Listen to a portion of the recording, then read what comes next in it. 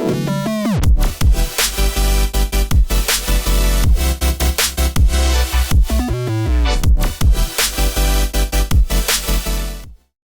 everyone, welcome back to another episode of the Infinite Snap podcast.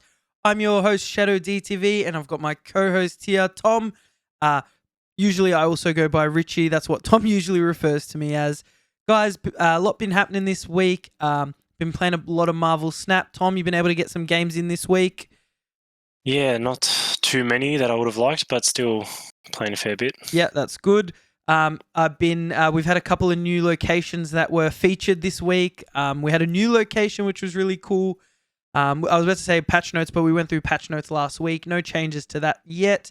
What have you been up to other than Marvel Snap? Up to much? Watching Collingwood knock out Carlton. Bit of sport. Very, very entertaining. A bit if of I do say so myself. Australian sport for all those who are people are just like, what are these teams? If you're in Australia, you'll definitely know what we're talking about. You went to a gig this week, I heard. Yeah, I got to see Kiss as well, which was really good. Kiss. That'll be the last time they come to Australia, so yep, good to see them. Still just as good as ever. That's cool to hear. Usually, like every time I hear people like, I went to this gig of this 80s band, I'm just like, ooh, is it going to be good? It's like 40 years later, but yes, no, I believe still know how to put on a show. Yeah, I believe they still know what they're doing, which is good. I went to a AC/DC concert like 6-7 years ago, and it was garbage. Cool. I watched She-Hulk today. I watched the first episode of She-Hulk. I thought there was more episodes, but there wasn't. It's fine. It's fine as a TV show. I'll see if it gets, I guess, better. Guys, podcast will be live. We're looking to do it live next week on Twitch. I'll keep you posted on Twitter and in the Discord when that's happening. It'll pretty much be exactly as it is now. We'll just be recording, chatting. You guys will be able to watch it live though, which will be cool. And then at the end, we'll do questions and things like that. So we won't really be interacting with the chat or anything during the stream, but at the end we will. And we might do like a pre-show just before it, like 15-20 minutes, so we can just chat with you guys, say hello, things like that. We're also going to be launching a Patreon for those that a couple of people like, how can we support the stream other than just listening? So we're going to have a Patreon just to support the stream. We'll do some like shout out, things like that. It's not going to be anything crazy. We're going to have like $1 tier for like $1 an episode. So like $1 a week. And then we might do like a $2 tier. And we'll do some like things. We'll give away a few things there. Yeah, I thought it'd just be a good way that we could like do some giveaways, things like that for the listeners. And if we have any guests on, which we're planning to do soon, we can maybe give them a bit of money just to say thanks. Guys, you can watch the podcast on YouTube. Again, we're going to be doing it on Twitch as well. But if you, during the week, you like to watch podcasts instead of just listening, you can do that. And you've got all our socials there on screen if you're watching, so you can follow us there on Twitter at ShadowDTV and my boy Tom at TKoutso, TKOUTSO. Bit of a tough one, that spelling. All right, guys, let's get into today's episode. There's a few things that happened this week. We're going to look at some top decks at the moment, some decks that are performing well. So special locations that we had this week, Tom. There was the new Fisk Tower, which I guess coincided with the whole Daredevil theme that we've been going with, which was kind of cool. Good to keep, I like the sort of theming that they're doing with these season passes. So the Fisk Tower location was, it was any cards that move here are destroyed. I don't know if I got that wording actually entirely right. But essentially it was like anyone that was playing a move deck was like, cool, I'll just quit playing a move deck, I guess. What was your thoughts on the new location? Well, it didn't really do much for me because I haven't played move deck properly. So it didn't really phase me at all. I think when I saw other people playing move decks, I thought, okay, interesting, see how they get around this. And the only thing I had to really consider was just don't move Nightcrawler across, because that's the only card I play that moves consistently. So yeah, I think it wasn't really an issue for me at all. I think that was everyone. Like so many decks run Nightcrawler. It was like, I actually have to think about where I play and move this card now. I pretty much for the few days that Fisk Tower was the featured location, I don't think I saw any move decks for those few days. Pretty much people would it essentially Fisk Tower just made the deck not playable really. Yeah. It'll be interesting and to go. I was gonna say the fact that it comes up so often as well, like it wasn't worth playing. If you're gonna get Fist Tower 2 out of 3 times, what's the point of playing a move deck when that one time you're not gonna have to deal with it, but every other time you are, you're just gonna almost lose every time. Yeah, imagine like you lose those two. You have to retreat the 2 games with Fisk Tower, and then the game that you don't have Fisk Tower, you probably just end up only winning like half of those as well. Yeah, So yeah, I think that like it was interesting. I think it was like I think it's fine as it like for a few days make people change up their decks. And obviously it's going to be in rotation now, so there's going to be times. I think it was actually a smart location to make because I feel like there's kind of locations that counter most decks in the game, and then move there was just like nothing that I guess completely was directed at it. So like my example is like if you've got a location, cards can't be played here, or after this turn, cards can't be played here.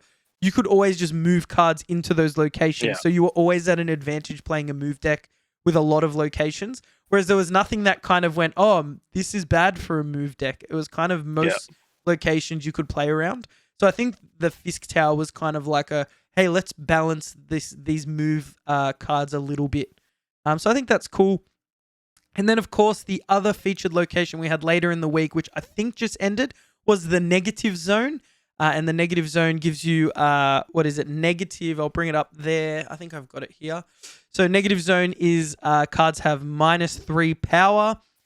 It was, yeah, it's an interesting one. The negative zone. I think it was like, I think it was generally fine in my opinion. I was playing like a discard deck, so I don't know. I think I was just kind of playing Apocalypse there and just avoiding playing Swarms there because they pretty much are 0 when they're at the negative zone. What was your thoughts on negative zone this week? yeah. Pretty much the same situation. Swarm. The only time I ended up playing, I think 3 Swarms there, just was because I couldn't play them anywhere else, and just to buff Bishop, Yeah. to get the cards out there.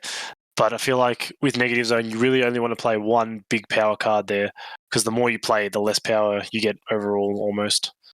So you're better off working on the other locations, because I feel like everyone else is going to avoid them. So if you just have that higher power card at the end, most likely you can get the win there.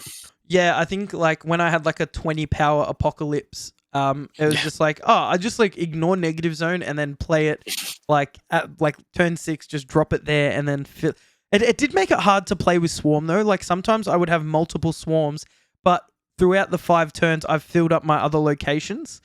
And then they became kind of useless. So I guess it did kind of nerf my like the discard deck a little bit. But I didn't really have any like major troubles playing it throughout negative zone. Yeah. So I think it was like relatively fine. It was a pretty simple location to feature as well. Like it doesn't do anything crazy. It doesn't like throw cards at you. It doesn't fill the board or anything. It's just like -3. Yeah, it was kind of fine. I didn't see any crazy like deck ideas from people. There's a lot of like, I guess like destroy cards, just destroying, like playing things there to make you think, oh no, I need to play cards there, and then just destroying everything there for buffs and things like that. But I figured that one out pretty quickly. Yeah, so I guess like that was it for our featured locations. Well, what's your thoughts on the whole featured location mechanic? Like, do you like that they have a location that appears more often? I feel like it's fine. I think because they only do it for such a short amount of time, and then it just gets added to the rotation anyway. So I feel like it's a nice way to introduce it, because there's so many locations at the moment. The chances, if they just said, okay, we're dropping this new location, and then you just never play it, or you might play it once in every 10, 15 games, then you're not really going to take notice of it. So I think it's a good way to say, here's our new location, you get used to it, and then so you kind of know how to play around it or play with it, use it to your advantage. So when it does get into normal rotation, it'll just pop up and you won't think, what is this? How do I deal with it? You're familiar with it. Yeah, that's a good way to think of it actually. I hadn't really thought like, yeah, I guess it's introducing you to like a new mechanic in the game. I think of like other games that do that, like when there's like a shooter, when there's a new map, they'll have that be like, you'll be able to do like a game mode where you only play that map, I guess, to learn it. So yeah, I guess it's like a similar thing. I think it just changes the game a bit. Like if we never had featured locations, you could just always play your favorite deck. Whereas the featured locations can make you have to maybe change a few things or play something entirely different for a few days if you want to, like, I guess, win games. But yeah, I think it's a cool mechanic. Yeah, sweet. Cool. So as promised last week, I said we'd go through some decks. We'll look at some of the top decks that are in the meta at the moment. So let's go through them. We'll check some of them out. I've got like a nice little deck overlay that I came up with. So first up, we're going to take a look at a Death Wave deck. Now, I still haven't unlocked Death, but I have definitely lost to Death many times, which has been very enjoyable. So reason it's called Death Wave is your main goal is to use Wave to cheapen your cards. Wave makes all cards on the next turn cost 4. So also limiting how many cards your opponent can play. And then generally you're trying to play Death for that cost of 4. Also, I believe Wave makes all cards cost 4. And then because of Death's ability, which is costs 1 less for each card destroyed this game, what happens is Wave makes Death cost 4, and then you also get the discount. So you're essentially destroying cards. Yeah, it's pretty nuts. And that's why it's doing quite well. So you've got Angel there for when you're destroying cards. You'll pull Angel out of the deck. Of course, you can play the Hood to get a 6 power demon. Then you can destroy the Hood. You've got Yondu there, which is just discarding cards from your opponent. Bucky Barnes, destroy it, get a 6 power creature card. Carnage is doing your destroying, and Deathlock's doing your destroying. And then, of course, you got Killmonger actually to also destroy those 1 costs. So pretty interesting deck. Once I unlock Death, I can pretty much play this. So just kind of hoping I get Death soon. But like collection level like 900 and something and haven't got it yet. Tom, do you have Death? No. I just hit pool 3. You're just getting pool 3 stuff now. So yep. I only got a few cards that aren't very good at the moment. So yeah, it sucks when you get bad cards. We'll talk about that later. So yeah, you're essentially like playing Wave, setting up for the destroying cards. You're buffing your cards, then playing Wave to then play Death. And then you've got Chavez there to thin your deck, and Leader, of course. Leader's a really cool card. Playing that last turn, any cards your opponent plays, you play those cards on your side of the field. So you can pretty much just, I guess, negate what your opponent does, which is pretty crazy too. And then you've got Rescue there, which now with that little buff that they gave Rescue, it's a bit more viable in decks. So as soon as I unlock Death, I'm going to be playing this deck. Should be pretty cool. But yeah, it's actually quite simple in what it's aiming to do. Just kind of merging the destroy mechanic that you get early on in the game, and then just adding cards like Death and Wave to, I guess, like abuse that power. But yeah, there's not a whole lot to say about this deck. It's performing well. It can put up big numbers pretty easily. Cool. And then another really high performing deck right now is the Sarah. It's called Sarah Miracle. Pretty much because the miracle is you play a bunch of cards really cheap and all at once, which is really cool. So you'll see your usual, like your classic cards, Ant-Man, Angela, Bishop, pretty like standard cards. But the way the deck works is Sarah is, when you play Sarah, it's a 5 power. Cards in your hand cost 1 less. So all these like pretty strong cards you are playing for 1 less. So you're essentially on your last turn just like swarming the board. Now, seeing Sarah at 5 power is kind of like, well, you only get 1 turn to use the ability, but Ghost Rider allows you to bring back one of your discarded cards. So if you discard her early with something like Lady Sif, you can get her out a turn early and just absolutely abuse that ability. So again, a lot of like cards you'd normally see, but all the 2 costs and 3 costs are kind of cool because you can, I guess, play pretty much your entire hand in a turn or 2. And so your opponent's like, feels like they're in the lead for most of the game, and then all of a sudden you just pull out like all these cards, which is pretty cool. Tom, have you seen this deck at all? Nah, I haven't really seen much of it. I've seen like obviously bits and pieces of it, but nothing, like solid as one solid like this all put together. So it does sound very interesting though. That sounds nice because I've lost to this plenty of times now, and it's not fun. Yeah, I feel like they must be matching you with collection level because I feel like I haven't seen too many pool 3 cards or nothing solid, like a multiple in the deck. Like you might see 1 or 2 by one player, but not for the most part, nothing like this. So yeah, not too many. Everything's still pretty new to me, so I'm sure I'll be losing to stuff like this soon enough. Yeah, it's again, like I can't play this deck because I don't have Sarah. It's always like one main card that I'm missing that would just allow me to like play this. I think over the next few weeks I should be like pushing my collection level. Yeah, I hit infinite this week with Discard Swarm, and it's like I'm already at the stage where I want to be playing all these decks. I just literally can't. But yeah, cool. And then the last deck I thought we'd check out today is essentially what I've been playing is this like discard combo deck.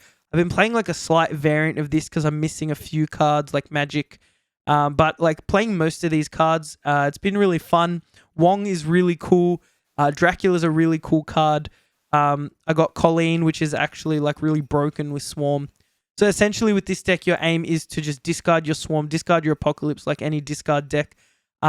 Dracula actually, at the end of the game, you discard a card from your hand and Dracula gets its power. So you essentially don't play Apocalypse and you just play all your other cards, power up your Apocalypse, and then let Dracula take its power, which is actually like super broken because you can essentially play all your cards and then still get the Apocalypse power without ever playing it.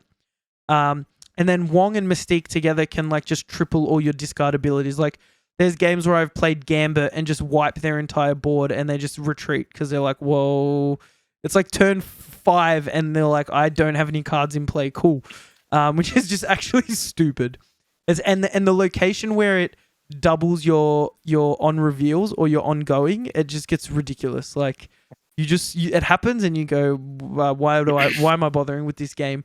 But yeah, so this is a really fun deck. I've been enjoying like this discard style deck. Even if you're not playing like a full discard combo, like even with most of these cards, you can put together something pretty efficient, which I think is why it's like a good. Yeah, I think it's good because you can kind of play it early and then add to it as you level up.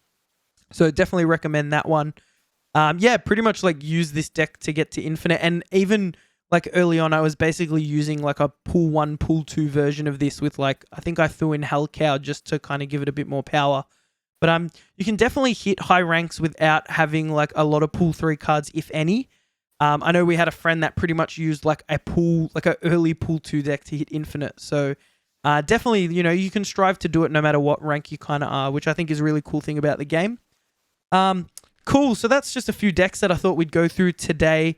But on top of that, I wanted to talk like being able to just net deck in this game. Like I just checked out some of the top decks, how they're performing.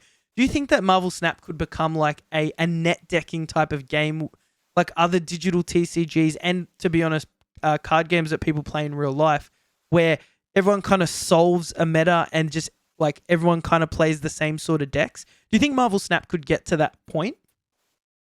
I think it can, but maybe not to the same extent. I feel like the locations make it a bit harder to say for sure that this deck is the best, because you always get those games where some locations benefit decks in certain ways.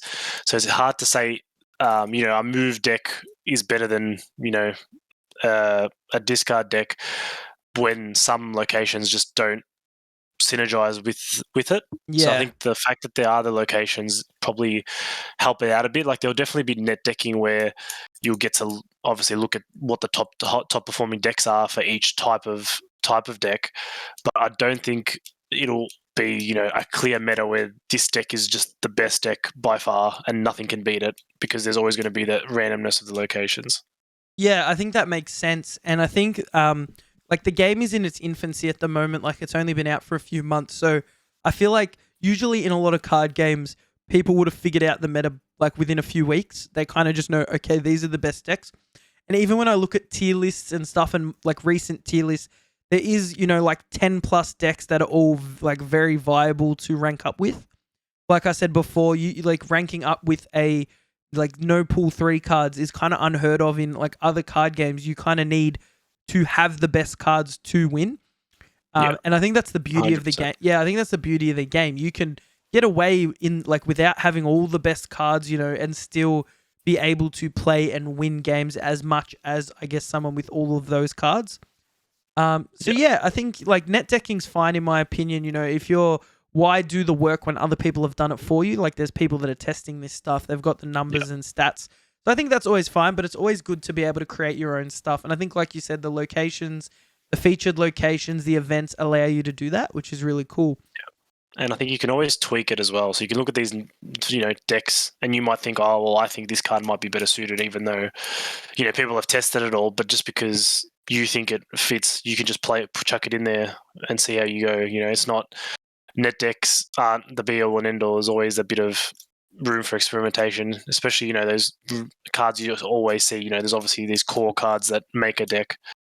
But there'll always be those extra cards where you can just, chop and change to see what suits you best. And you can even just trial stuff and say, oh, this has won me a few more games, just put that in.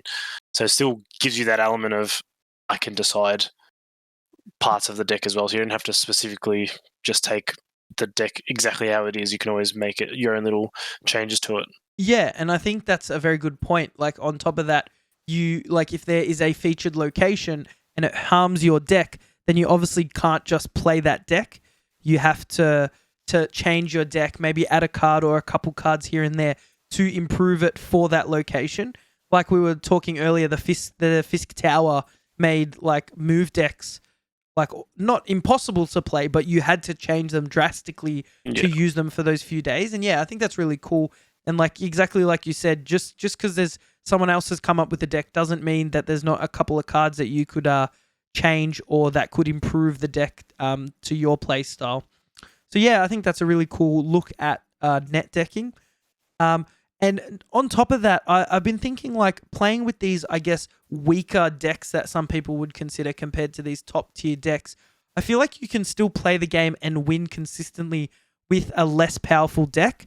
So like, yeah, I was playing like, we have a friend that was playing Discard Swarm like with really early cards and just like flying up the ranks because they understood the game, they understood the matchups, they knew when to retreat and when to, snap for 8 cubes. Do you think the cube system helps with like being able to play different style decks compared to another game where I guess, say for every win you get a rank, for every loss you lose a rank? So you generally everyone just wants to play the best decks. Do you think you can get away with playing like, I guess, more fun decks or more random decks in this game? Yeah, definitely. I think the cube system does make a big difference because if you know you're not going to win a matchup halfway through, you just retreat. You only lose the one cube, and there's less of a gamble. It's easier to go up higher because if you're confident you're going to win, and another person also thinks they're going to win, and you end up beating them, you can go up 4, 6, 8 cubes. Yep.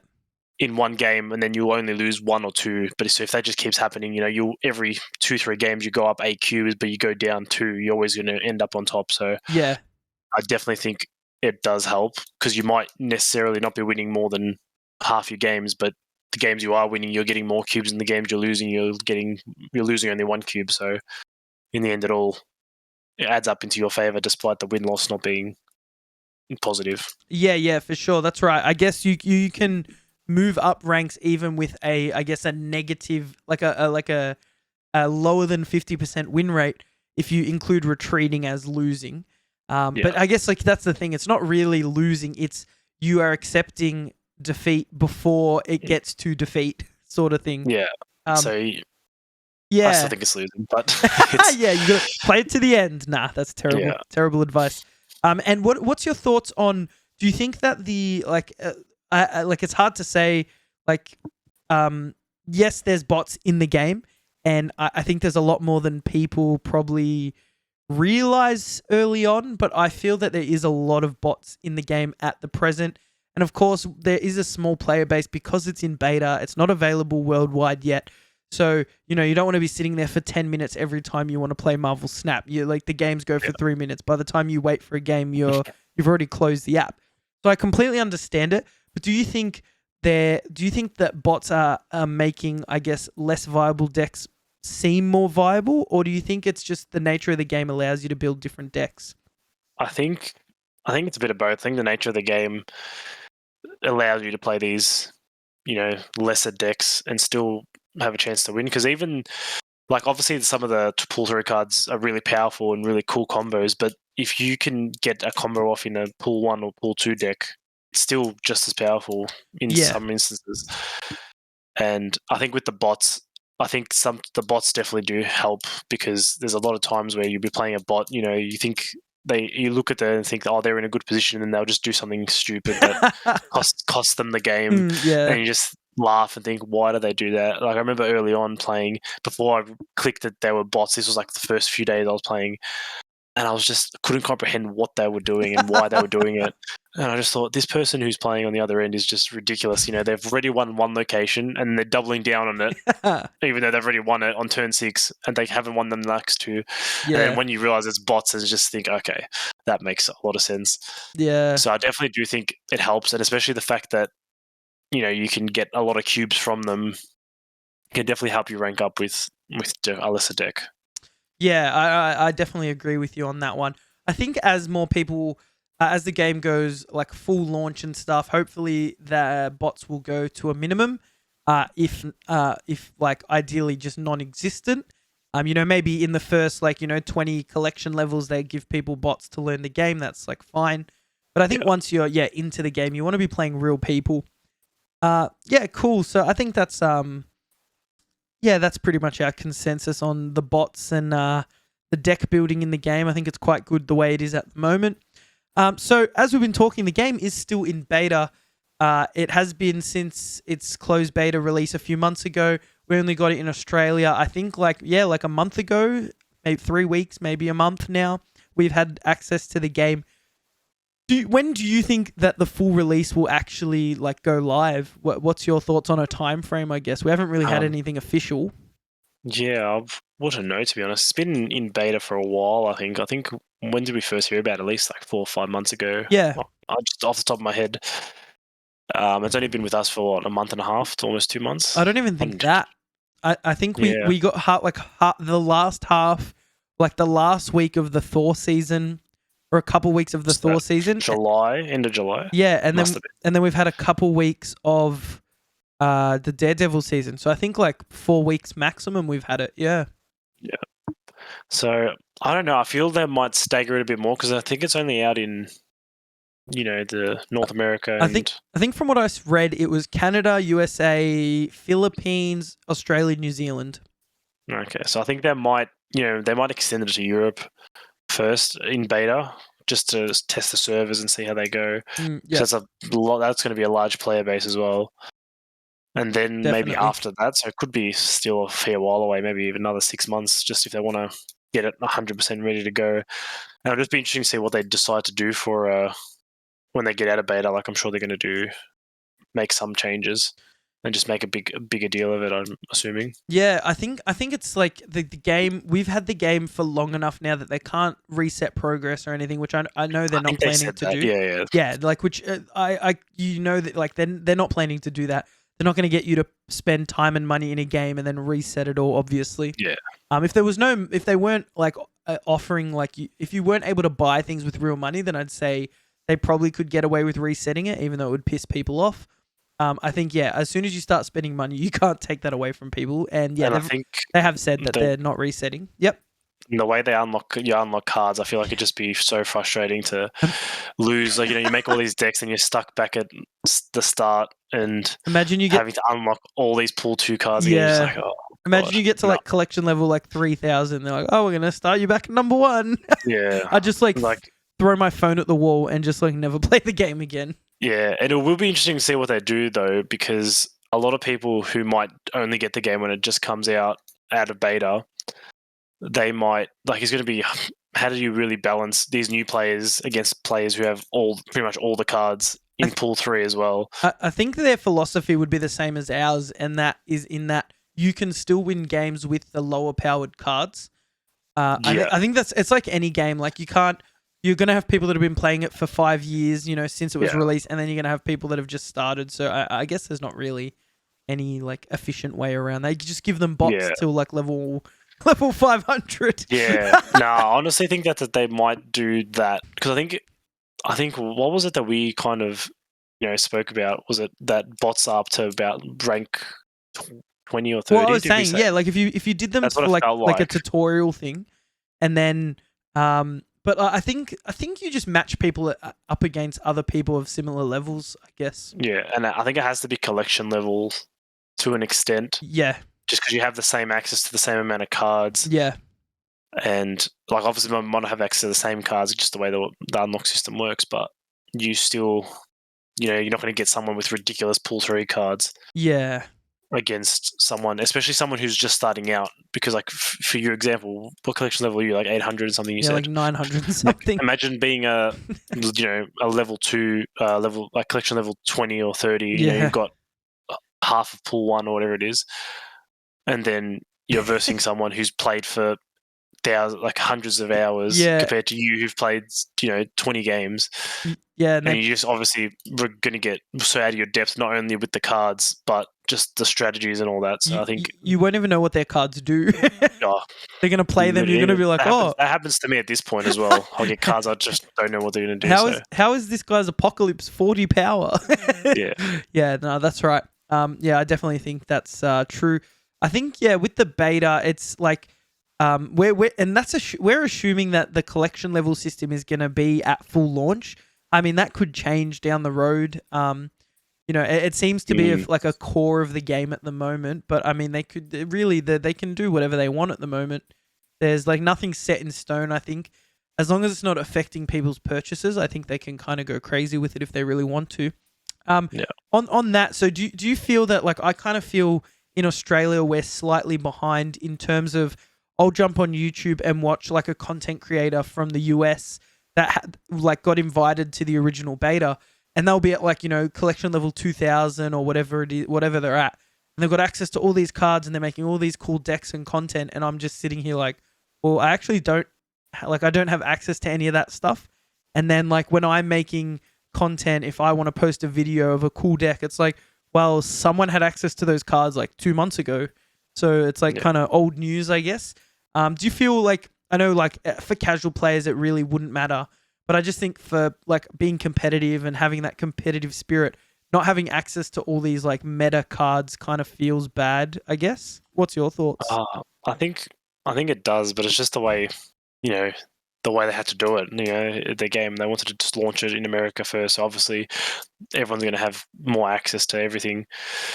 So there's not really much we can do about it, I guess. But it is, it is annoying when all these people have access to all these cards and they know what everything does, and we're just here like finally figuring it all out. But I think there's just there's not really much you can do. It's that's right. It's going to be the same when it launches in Europe. They're going to be people from Europe who haven't had access to the game, might be watching this podcast or anything else and looking at cards and think, what the hell are these guys talking about? I just unlocked a pull 2 card that's really cool. Like, oh look, I just unlocked Swarm. That's going to be fun in my discard deck. And then you look at the one you showed just earlier, how much is going on with discard and death and all that stuff. So it's like, it's just always going to be behind. The fact that they couldn't release it all in one go. Yeah, I think you're right in saying that. I guess it's kind of, it'd be like if I discover this game in like 2 years' time, it's the same thing. I guess you're always going to be behind. I think like it's funny you say that. Like when I look at old patch notes before we even had access to the game, and I see all the buffs and nerfs, like Strong Guy used to cost 2 power, and it's like just absolutely broken. And now I look at it, but we've never known the cards as their original state. So I just looked at Strong Guy and went, oh, this is a cool card. It's pretty cool. Whereas before it was like just the stupidest, most broken thing in the game. Yeah. And I guess we kind of miss some of those experiences, which isn't a bad thing. It's just I see videos with Strong Guy and go, that's not how Strong Guy works. And it reminds me of like when we started playing Overwatch, because we started that from the start. And then like all these changes happened, and then we stopped playing, and then we came back like 2 years later. And it's like, what is going on? What are all these changes? That's true. So it's literally just how anything is. And if you don't follow it from the start, then you're always going to be behind. But it's still easy enough to catch up, I think, once you do start unlocking stuff. Yeah, I think you're right. I guess any online service is going to have updates, and if you don't keep up with the updates, you fall behind regardless. Cool. So on top of the beta, there is a PC client that has been promised to us. It is meant to release on Steam. Do you think, what do you want from a PC? I know me and you, we play a lot of PC games together. I prefer to play like digital card games on PC generally. I've got extra monitors. I can listen to music. I can have the meta open on another screen, have my deck list open if I want. What do you really want, I guess, from the PC client that you get on mobile, but you don't get on mobile? With the PC client, I feel like they just definitely needs a PC client, I think. But there's nothing really I could think. Maybe just they probably have to just change the UI. Obviously, just spread it out a bit because it's obviously made for vertical phones. But realistically, I feel like I agree with you that I'd prefer to play card games on PC. You know, play most games on PC. I'm not really a mobile gamer, but I feel like this game is made for mobile. Just the fact that the games go so quick. Because I feel like I've never decided to sit down and let me play, an hour of Marvel Snap. Like, it definitely has happened, but where you're just sitting there and you're just playing through it and you just get hooked, one game after one game. But I feel like I'd find it difficult personally to just think I want to play an hour of Marvel Snap and, sit down and get everything going. So I feel like it'll be interesting to see if I actually do play on the PC client, but I feel like it's probably important to have all the features that are already on the mobile on it as well. It's good to hear that you can play for an hour and put it down, because my 1 hour of games turns into like the entire day, which is possibly sad. We'll leave that debate for another time. I think for the PC client, I think of like space and everything. Like on a phone, it fits perfectly. I've played on my tablet a bit as well, and it's essentially the same thing, just bigger, and it's actually like way easier to read things. And it still looks quite nice. Obviously, vertical is going to be a lot different.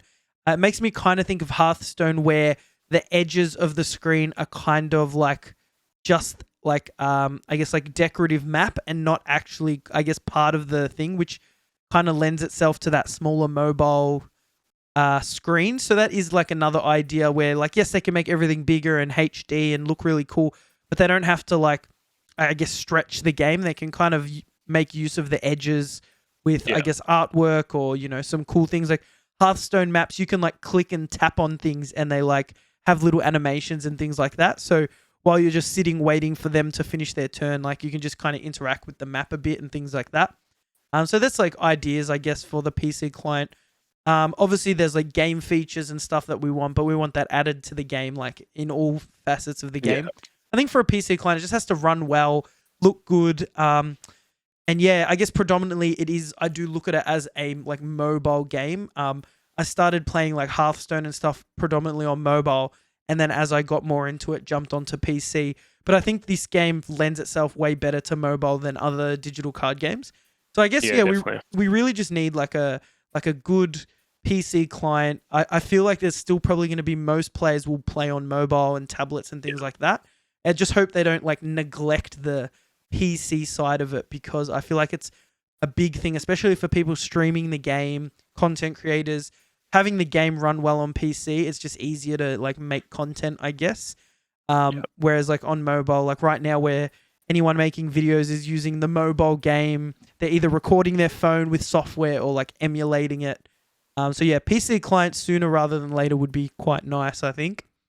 I reckon it'll be full release. They'll bring out the PC client. I think you're right as well, which will be interesting. I guess, yeah, when you want to go full launch, you want to go on all platforms, I guess. So yeah, you're probably right. It's just interesting, like releasing as a mobile beta before PC. It's usually like the other way around. The PC always gets the beta first, then release on all platforms. So, but like we said, I think this is a mobile game at its core, and I think the PC client's just an add-on, just after the fact. I don't think that was ever in their core plans, but I think they've probably thought we kind of have to have a PC client just because every other card game's on PC for sure at this point. So. That's right. I think like especially with the team that they've got there, like the success of Hearthstone, you'll find like all content creation on Hearthstone is essentially the PC client, even though you find a lot of people that just play on mobile or their tablet or things like that. Yeah. But like with Hearthstone as well, I felt that it runs 10 times better on PC, and it was so much more enjoyable to play on PC. So I feel like they've got to do something. They've got to give me a reason to want to play it on PC more so, because I'm getting the exact same experience on PC or mobile. I'm going to play mobile every time just for the convenience. Yeah, okay. Yep. So it will be interesting to see what they do with it, because if it's just a simple emulation of the mobile game, then I feel like there's got to be something to get me across. I'd be betting on the PC client running super buttery smooth, and then like mobile client obviously is never going to run. Yeah, I think you're right. If it runs better on mobile than PC, then you're going to scrap it and never touch the PC client. 100%. I would bet that's not their plan to just make like a crappy port. I would bet that they're going to work pretty hard on the PC side, to be honest. And I feel like they could do a lot of animations and stuff they could, kind of work with, just because they'll have obviously more power. And the screen, PC. yeah, and the screen space as well. I feel like they could really utilize the edges of the screen, and make something nice. So we'll find out when that releases. New features. I guess that was kind of the same as the PC question. Like, is there any I guess non-gameplay features or even gameplay features? I guess other than new game modes and things like that. Any feature ideas? Not really. The only thing I've really thought about is just to include private matches or some sort of custom matches where you can, choose the locations as well. I had an idea where you could make a private match between two of your friends, and then each of you get to choose a location that suits your deck, and then there'll be just a third random one. And they'll obviously randomize which turn they pop up on, which I thought would be cool. That's cool. So there's stuff like that. You can make, custom. Just like most other multiplayer games, you just have a lobby and have a complete custom match. Okay, that's cool. You could do little events where you have all three locations. You could have I guess special events where you have a tournament with a different format. I guess where you pick a location, I pick a location, we get a random one, things like that. That's really cool. I think private matches. You're right. Even if it's just the regular game, just being able to verse your friends and stuff is a way to test decks, I guess, without... Yeah, if I want to test my discard deck against a movement deck, I've got to play 30 ladder matches to play one movement deck. I guess I'm not really getting a sense of how to beat that deck. Whereas in you're risking cubes. Well, that's exactly right. There's no playing new decks. There's no non-ranked mode at the moment. I guess, I think for me, features... game modes, and then there's a bunch of gameplay stuff I can think of as well, but we'll go through that. We'll go through that after. I've got a little topic, I guess, about that sort of thing. What about bots? Do you think that bots are a problem in the current game state right now, and do you think they'll be a problem in the future? I wouldn't call them a problem. I think they're a good learning. I think we already touched on this earlier. Yeah. That I think they're good to learn the game, learn the mechanics. And then, like we said, there's not enough players if it's still in beta in only, 2 parts of the world. So I think it might be a problem in the future if I'm, if the game's available to literally every person in the world and I'm still getting bots, especially at my rank, because I feel like I'm not I'm in middle of the range, still in gold, still. I think 500 something collection level, so it's not like I'm too far deep into it. So I feel like when the game's fully released, I feel if people are still getting majority bots, then it probably will be a problem, and then maybe just the game doesn't have the player base. So that's my follow-up question. So I'm in infinite rank now, and I'm still hitting bots. So it's this is the essentially max rank. Obviously, you can keep going up from there. But this should be playing the best of the best, and I'm still playing bots that play Quicksilver, turn 1, on the left location every time, and you just go, okay, what am I, I'm not even testing my deck, I'm not learning anything. Do you think that, so I guess the longevity of the game relies on the player base, of course. So I think if in, a year's time, or full release and a year later, if you're still having to encounter bots, or long wait times, I guess the game would just die. And we obviously really hope that isn't the case. But I feel right now when I go into a game and I get a bot, it just feels like they're trying to fill out the player base at the moment. And of course, it's in beta. Not many, only a few places the game's available. It's beta, so people have to actually seek it out and want to play it. I have been seeing lots more ads for the game. I don't know if you have, but just scrolling through Facebook, Twitter, I've been seeing Marvel Snap ads, promoted ads everywhere, which is funny because it's well, you've already got me as a player, so this ad space is kind of wasted. But I feel like they are definitely pushing the game quite hard. I think it's just, we just got to wait and see sort of thing. But I think bots right now don't, it's fine. You got to fill out the player base. You don't want to be waiting 10 minutes for a match. But I just hope that in a year's time, we're not still facing this bot thing. Cool. Yeah. So this is a really interesting topic to me because I like to watch a lot of competitive gaming, I guess, like esports, trading card games, all that sort of thing. I really enjoy watching it. So I thought today we'd talk about like what we think competitive Marvel Snap will look like. Obviously, there's no like set competitive like scene yet because it is in beta. There's no tournament modes or anything like that. We're not having like big world championships or anything. Um, what do you think Marvel Snap, like a competitive Marvel Snap scene would look like? Like how do you think something like that would run at a like Marvel Snap run level and then maybe even like local sort of levels where people are running their own tournaments and like, Twitch tournaments and things like that? Well, I feel like they obviously wouldn't be able to do one-off games. I feel it would have to be, with the fact that the games go so quickly, it'll have to be a best of, best of 7, best of 9, best of 11, something like that. Mm. Just don't know what, depending how many players they want to get through, depending how many rounds they want to do, it'll just be obviously dependent on that. And I think it would have to be that format, and then obviously they would have to include, like we said, the private matches or some sort of tournament mode to be able to actually organize these, because at the moment you just cannot verse anyone you want. Well, yeah, that's right. You have to just get into them. So I'm sure that'll come eventually. Like, I can't see why wouldn't. Every other game ever has had some sort of private match that's competitive. Yeah. So I definitely read that they were like they understand that people will want to verse their friends, etc. Yeah. So I know it's definitely like they're definitely I don't know if they're working on it right now, but it's definitely on the cards down the line. On top of what you're saying for competitive, like I think it's hard to do a best of sort of game mode because of the cube system. So like if you're doing like in other games, you just do best of 3 and whoever wins 2 of the 3 games, they win the game. Very easy because it's a win or loss sort of scenario. Whereas with this game, it's this cube system. It's almost like a betting system. And it's, if I win 7 games and you win, I win, best of, let's say best of 11, like you said.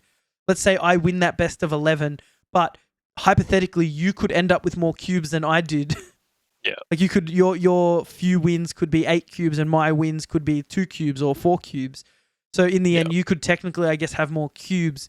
So my thought process for like a competitive Marvel Snap would be, the idea I had actually was, so at a tournament, like a trading card tournament, you'll play like rounds of Swiss. So say you play like 8 games for the day and then your win-loss record, they will take like the top 16 and the top 16 go on to the next day and then they'll play each other. I thought for like that sort of initial sort of tournament thing, you could have, say there's 64 players, you get matched up with a random person each game and you do your cubes, you're betting, like you're snapping and everything. And then at the end of those, let's say we play 20 games, the top 16 cubes, so like you start at 0 cubes. If you're like plus 20 cubes, the top 16 go through and then the rest of them are eliminated. That was kind of my idea. So you still keep the cube system in the game and still have it be important to retreat and things like that. Then on that, once you get to like the second round of games, I don't know what you do from there because then, it's always going to come down to the cube system. they'd have to do it the same way. But how do you? So what do? You do like top 16 and then. But I still feel like it'd be difficult because I feel like it'd be easy to manipulate. Because, for example, just say I'm going into the last round and just say I'm versing you and then there's 2 other people playing and this guy's got, 1 or 2 cubes more than me, so I know I need to get an 8 cube win. But like what? How would you know how would you know how many cubes they've won or lost though? Like that would not be public knowledge. I just don't think it'd be a leaderboard. No. So like no leaderboards or anything between matches. It's just you need to play your best in your 20 games, and then obviously it makes retreating important because if you're going for 8 cubes every round and losing, you're going to be in the negative. Yeah, I think that's I think that would work a bit better because if I don't know how many cubes I need, then I'm just play, and you just kind of have to judge it. I think how many cubes will, and obviously the more tournaments there are, the more you'll know. Okay, what do I need to get? On average, the top 16 need to get at least 30 cubes or whatever to say. Yeah. So you just kind of know how much you've got and just try and. Yeah, I guess you make a good point. Like in other trading card games, there's kind of a rough idea of how many wins you need to get to the next stage. So I guess if you knew, oh, 30 cubes gets me to the second stage and I'm on 26. Oh, I just got to snap no matter what and hope I win. So I guess, that could take some of the cube system out of it. It is a really tough question. And I feel like there's also some people who would just say they snap early in the first few games and then they know, okay, I'm doing terrible. I've lost 8 cubes in a row, games in a row. So I'm just going to be bitter and I'm just going to retreat straight away and just cost, like, just ruin everyone else's day. They might just get 1 cube out of 10 cubes out of 10 games when they could get more. So, damn, that's a good point. I just don't know what. It's such a tough one. But also, is it even going to be that they're going to be planning these proper tournaments? That's the thing. Do they want to get it to that level? Well, or do they just want it to be this fun mobile game where people play? I think with any game like this, there's going to be people that want to play it competitively, and I feel like if you don't cater something to those players, then they just disappear. Like I see like Hearthstone players that have been playing since the game came out, and a lot of the competitive players, like, I guess if they didn't have those opportunities, they probably wouldn't play it anymore. Like, some people just have that competitive nature. And I guess a rank system can give you that, like, dopamine hit, I guess, as a competitive player. But if that's all there is to aspire to, it kind of, like, it's just a dead end sort of thing. Yeah. But having the discussion, it is because I thought my idea, I'm like, this idea is fantastic. And even just then in a simple conversation, you've brought up issues with that system. Yeah. And I think they've also kind of, locked themselves in with this cube system. Yeah. So unless they bring in different game modes where they might bring in a mode where they don't have the cube system, where it's more competitive, it's more of just you either win or you lose, not I win 8 cubes or I win 2 cubes or whatever. So that's something they might have to bring in if they want to make this a proper competitive game, just to make it so much simpler. Or they think of something to use the cube system in a tournament. I think you have to have the cube system, because as soon as you pull it out, it becomes a traditional trading card game, and then all of a sudden it's not about, oh, should I retreat here? It's just, I just need to make the best deck, play the best deck possible that wins the most times, and just play that. Never retreat. I guess that's the core of the game, is the cube system. So it is. I think we don't have the answers right now. We'll keep brainstorming until there is a competitive sort of mode, I guess, or scene. But yeah, that was my idea. But yes, there's, I guess, anything we've come up with so far. Your idea of like best of 7, best of 11. There's flaws in that as well with this whole cube system. So it is because, like you said, like say you win 8 cubes, and then you just need to, like, say you win 8 cubes off the bat, and then say you play 7 games, you could just retreat every single game. And you're like +2. Like, it's very interesting. Hopefully we guess what that would look like before it comes out. But we'll have to see if they actually do decide to make and that's the other point that you made. Scene too. That's exactly right. The point you made is there plans to have a competitive scene? I think any game like this, they should aspire to have something like that, because it can really push, like, just having a stream of competitive players, and you can follow your favorite player and follow them through the season. That's going to just make you want to play the game and learn more about the game. But no doubt they've thought about it. Oh, obviously. But it's either, have they thought of something that's good? Yeah, like tangible, that will work?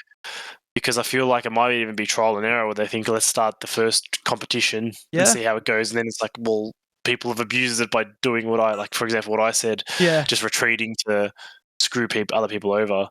And stuff like that. And it's not as far-fetched as like some people would think, but I know Hearthstone have changed their competitive format for different years and gone, oh, that was terrible, and then changed back to their original formats. So it is definitely possible to just do a trial and error thing. But yeah, for all we know, they've already come up with the idea and they're already working on it, and we're just babbling on and guessing. We're just not smart enough to think of something that will work. That's right. So the next question is, and it leads on to that, like, part of that was, how big could a Marvel Snap competitive scene get? Like, do you think it could get to the heights of something like Hearthstone, or do you think it would be a bit of a more smaller niche sort of, I guess, esports? I feel like it'd be pretty niche. Yeah. because like my comparison is with Pokemon. You know, Pokemon's one of the biggest franchises in the world, if It's not the literally biggest. the biggest It's the franchise in the biggest. world. No joke. And I feel like the TCG tournaments and even just the card game in general is just so below on this priority list compared to everything else that they make. Mm, So I feel like that could be the issue with this game, where people who are really into Marvel might not be into a Marvel TCG, yeah. especially to the point to follow it in competitive scene. And people who are playing card games, really into TCG games, are playing other TCG games who happen to like Marvel and think, okay, this is fun. So I just don't know if it'll get that, massive audience that Yeah. other games get and have, because I feel like it's mashed it together to completely different things with Marvel and TCGs, and I just feel like people who are really into both of them might not necessarily. I feel like it'd just be a very niche amount of people who love Marvel and love TCGs and just think this is perfect, but I think there'll be a lot of people who love TCGs who might necessarily not touch this. And there's people who Yeah. love Marvel who think might play it, for a month or a week and just think, okay, this was cool, but I'd rather, watch the movies or watch the TV shows or, Yeah. play the video games and stuff like that. So, And I think that's the thing. There's so many like big Marvel video games and other ways to enjoy Marvel other than comics and like movies. And that's right. Like I think of like all the Marvel games, and not just like console games or storyline games. There's already like a ton of Marvel online games. Like I've seen, I think there's a mobile Marvel game that people like. It's like a turn, not even turn, but I think it's like an actual like action fighting game. And it's like, I guess there's all those sort of games that I guess appeal to a wider audience than a card game. And you're right, you're going to have Marvel fans that like card games, Marvel Snap, and then you're going to have TCG fans play something else, Marvel fans play something else. So yeah, I think you're right. It could be, I guess, quite niche in a way. Yeah. And I feel like people love Marvel for the stories that they tell. And like you get that from the video games, like the Spider-Man games, great stories. This just has no story. This is a TCG game with Marvel characters. So like this game could literally have been anything, any IP could have been a brand new IP, Is the core game has nothing to do with Marvel. It's just the flavor on top of it, that's my I'm glad you brought that up, because the point I would make on that is Hearthstone had story mode, have a like single player story mode that they would like release with their expansions. And I guess you could 100% do something like that, where you so new season starts, hey, here's a story mode, here's 12 cards, like you have your Daredevil deck and you're fighting crime in like Hell's Kitchen, and that's like your story mode. And you'll fight the big boss at the end, like you'll go through the small minion decks and then you'll fight the big boss. And the cards don't even have to be from the game, like they can just have like crazy cards with crazy effects, because it doesn't matter if you win or lose, or if it's competitive. Like they can be overpowered because you're like not actually versing a real person, and that's what Hearthstone did. And you would just have like these crazy games, but there was a story behind it. I think that would be the perfect way to go to get that story. Get that story involved in the game. What's your thoughts on that? Yeah. Like that'd be heaps of fun, I reckon. Yeah, that'd be interesting, and just I feel like they could be pretty creative with it as well. But yeah, like we said, it'd just be interesting, because that's then they're going to try and hook. That's more to they're not going to try and hook in more TCG players by doing that. They're going to be hooking in the Marvel players, fans who might touch the game once or twice and then think, well, I don't really care, I'm just versing random people. I mean, and then they might get the story and get into it that way. But like if you offered like a free story, and then when the season pass comes out, with that season pass you got the next storyline, like I feel like that's a way they could, I guess, even monetize like casual players. And I think like, say you pay your $15, you get your season pass, but you also get this cool story mode, and at the end of the story mode you get the new Daredevil card, rather than just like, hey, here's a card for your $15. Like they could make it interactive, or like you get to the end and you get a cool variant. I think that would be really cool. Kind of brings me back to like old Hearthstone, where they used to do these fun story modes, and like they weren't super in depth or anything, but with the Marvel IP you could definitely do stuff. And I guess it also depends on how their licensing works. Like, do they even have access to storytelling? I don't know. Yeah. And it'd be cool to just do, like, you could just do some crazy crossover stuff, because, like, obviously a lot of decks, stuff that you just never would see, in the movies or in the comics or whatever. Yeah. Just completely random, give them free reign to make crazy stories and just see where they take it. And that's the thing. I don't even think they have to make new stories to begin with. They can just they can literally just tell a Marvel story that already exists, and people who have never read that comic like that, they've never read that arc or something, would play it and be like, oh, this is really cool. It almost be like active storytelling in a way. Like you actually get to do something. So yeah, I guess that's a really cool idea. And then literally my next question was like, what other game modes would you like to see? I guess that's one that we just rattled off the top. Obviously some more 1v1 modes, even a 2v2 mode would be really cool. Imagine we party up and verse. I don't know how that would look, but you verse other people and we either I guess play our cards at the same time or take it in turns. I don't know. That'd be really cool. Or even have a four-way games. That's crazy. And whoever wins, that's insane to think about. But then I feel like you'd have to add more cards. No, but more abilities, because then you could do attack the person on your right, or move the card for the person. It'll get a bit convoluted. So I think there might be a different format. And I guess completely. I'm just thinking cards that are on reveal. If someone plays a card, you get +2. Well, you've now got 3 people that could possibly play a card. That'd be cool. Yeah. So I guess that makes it it makes some, I guess, worse cards better all of a sudden in certain game modes. That's interesting as well. I guess that'd be interesting how they'd balance that. But you don't have to make that a ranked mode. You could just make that a fun game mode even. They could easily make, they could make the, the standard 1v1 how the comp is now. Yeah. Competitive game mode is now. And then just make all these fun, crazy game modes, like the 2v2 you mentioned, just fun stuff you just mess around with. And do you know what just came to mind? Most cards have a draft system. Something you could have a game mode where you get offered cards and you have to pick a card, and then you have maybe there's 8 players and you just have a little tournament or something. That'd be another cool thing I guess they could do as well. Yeah, no, draft mode would be fun, because then you do start picking the best cards, then you think, okay, I've picked on reveal cards, so I'll make mostly on reveal decks, that'd or be so cool. Try and synergize it. That would be fun. Yeah, I reckon that would be heaps of fun. And I mean, we got to remember, game's new. Who knows what's in store? All these things we're saying could come to fruition in the future. So yeah, that's really cool. Well, that's pretty much most of the topics we had today. We still got to play our favorite game, which we finally have a name for. I was calling it Guess the Card. Guess the Card. But I did put it out. Most creative name in the world. Thank you. Yes, I know. I'm very creative. So we put it out to the listeners to come up with a name, and our good friend Juzzy came up with Snap Who, kind of like Guess Who, but like Marvel Snap. It was the best name that I heard, and we had a couple of other suggestions. That was my favorite in the end. Tom, you liked it as well. Snap Who is the game. Definitely did like it. So we're gonna get to Snap Who in a moment, but we've got a couple of questions that we'll go through. So we had a listener of ours, Black Thunder, asked this question that he had come up in a game. Why can't Swarm be played at Crimson Cosmos? Now, Crimson Cosmos is the location where you can't play 1 cost, 2 and 3 cost cards at that location. Swarm, when it's discarded, becomes a 0 cost.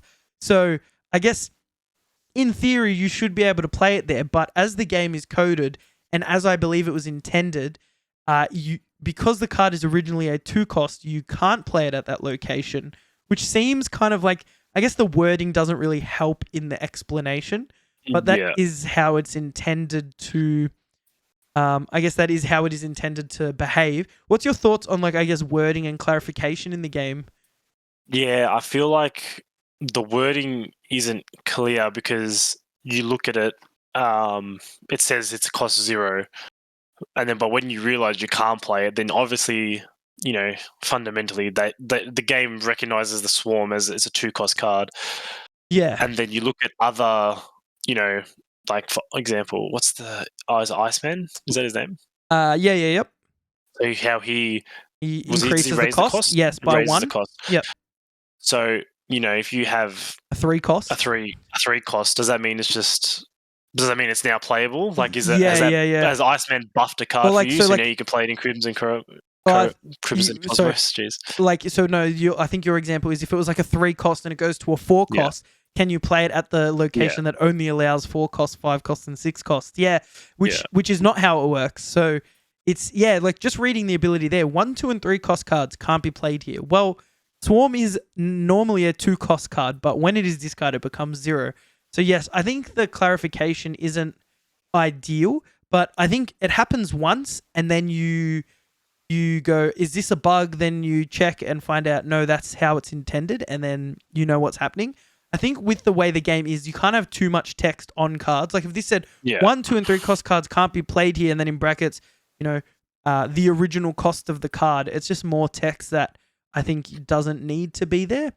Like a little rule, like maybe section in the game that has like a defined rule set would be, I guess, helpful. But then I think, other digital card games don't have that either. So. And I feel like you learn it pretty quickly. Yeah. So once something doesn't work for whatever reason, you just remember this doesn't work, and you just need to plan around it so you know for in the future.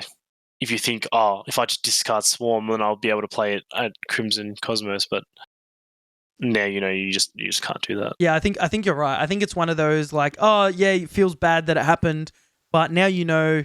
And it's not going to happen again. Yeah, I think it's like not a big issue. It's just an issue when people think it's a bug. Then they got to go to like Reddit or like Google it and try and find, is this a bug? And then you got people who are like, yeah, it's a bug. No, it's not a bug. I think that's when it can get confusing. But yeah, hopefully we're able to clear that up for you.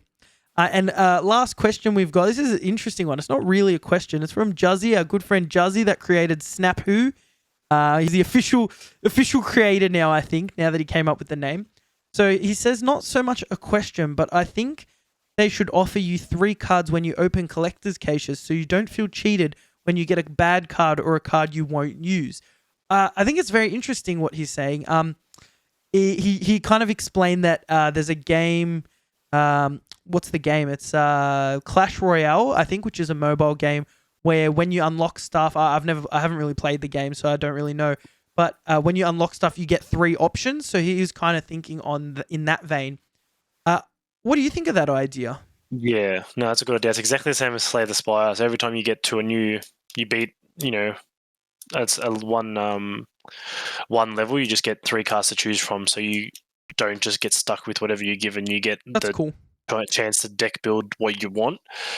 I definitely think that's what they should do. They should give you 3 options, because even chances you get 3 cards you won't use might be, still might come up, but at least you still have a choice, because you might think, okay, I'm trying to build this type of deck, but then you see a card that that card's good for a deck that I don't have any plans for now, but I know that card's good for this type of deck.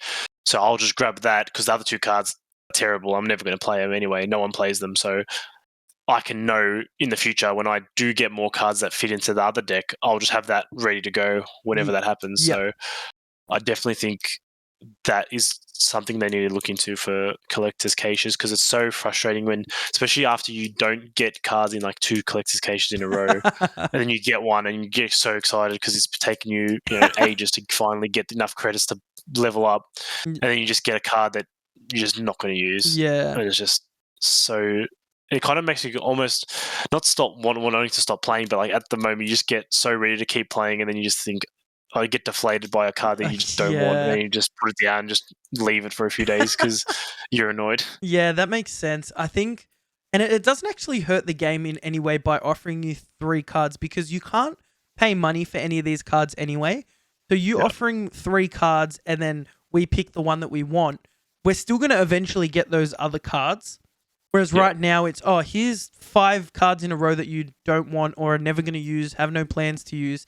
And then you've just spent like a week doing missions and gotten nothing new. And it feels like, I've been playing this same deck for a week now. I want to change, but there's nothing I really want to change to. Yeah, I think that's a really good idea, Juzzy. Maybe you should pitch that one. But that's really cool. Guys, now to everyone's favorite segment, the only reason you guys listen to the podcast, you listen for this segment. It is now officially called Snap Who. It is currently 2-2. I am on 2 points. Tom is on 2 points. I'll quickly explain how the game works. It's my turn this week to give Tom a card that he has to guess. So I will say the ability of a Marvel Snap card, and Tom will have to guess the power, the cost, and the name of the card. Now, you get a point for each one you get correct, so you can get a maximum of 3 points each week. And we're keeping tally to see who is the ultimate Marvel Snap gamer, I guess. So I've chosen a card for this week, Tom. I'm going to bring it up so I read it correctly, because I don't want to just read it off the top of my head. A bit nervous, to be honest with you. You're a bit nervous. I should have studied. Yeah, well, you thought you threw me last week, and you kind of did, because I only got the name of the card, and I think I got the cost correct. No, the power. I did not get the cost correct on, I think it was Warpath. Yes, that was it. Yeah, so I only got the 2 points last week. Tom, let's see if you can get the big 3 this week. So, this is the ability. You ready? Mm-hmm. You can't play this after turn 3. Ongoing, you can't play cards here. Oh, I know this one. Ooh. Ebony Moore is the name. Okay. It's all right. a 1 cost. Okay. For 7 power, I believe. Ding, ding, ding, ding. That was a quick one today. You have got all 3 points. I am very impressed. I thought I threw a bit of a curveball there. Unfortunately, I didn't. I definitely took notice of this card. I haven't played with it much, but I've definitely seen it around. Damn it. And thought it was interesting. I thought I had a good one there. You got all of it very quickly. Usually, you like the first time you had to guess, you did a lot of thinking. I did do a lot of thinking. So I'm very impressed. I actually, if you needed help, my clue was going to be, well, it's from the MCU, and you would have been like, I don't remember. Is it actually? I have no idea who this character's from. I actually think but you've seen Avengers, haven't you? You probably don't remember the character. You saw Infinity Wars? No. You didn't watch Infinity Wars? I thought you did. No, Man, you're like the worst. Which one did I watch? You're like the worst MCU. You're like the worst MCU fan ever. You're not even an MCU. Yeah, you're a Marvel fan, not an MCU fan. I don't know how. Spider-Man fan. The Spider-Man fan. Let's just put it down to that.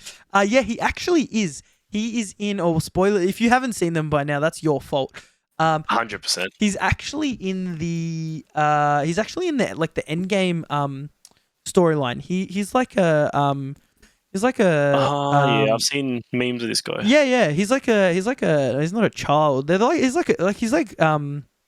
guess he's kind of like Thanos's. He's not even Thanos's servant. I guess he kind of is, but he's just like I can't remember the entire lore behind him. There's like a bunch of them. They've got like a name. The group that Ebony Moore's a member of the Black Order and an adoptive son of Thanos. Yeah, son. Yeah, I thought it was like he was like Thanos's child or something, not like literal child.